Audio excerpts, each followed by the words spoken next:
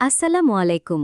আজকে আমরা শিখব কিভাবে খুব সহজে একটি 3D পপ-আপ ফ্লাওয়ার কার্ড তৈরি করা যায়। প্রিয়জনকে উপহার দেওয়ার জন্য এটি দারুণ একটি আইডিয়া।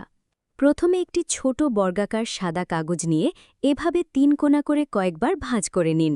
এবার পেন্সিল দিয়ে পাপড়ির আকার এঁকে নিয়ে সাবধানে কেটে নিন।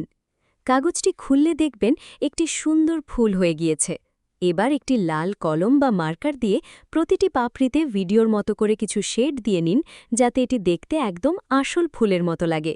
ফুলের একটি পাপড়ি কেটে নিয়ে আঠা দিয়ে এভাবে জোড়া দিন।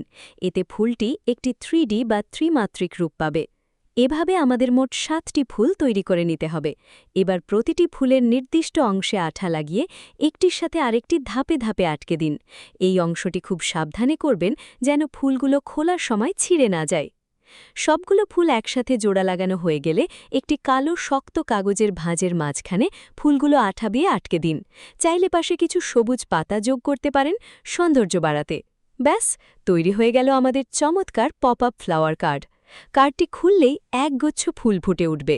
ভিডিওটি ভালো লাগলে লাইক দিন এবং আমাদের সাথেই থাকুন।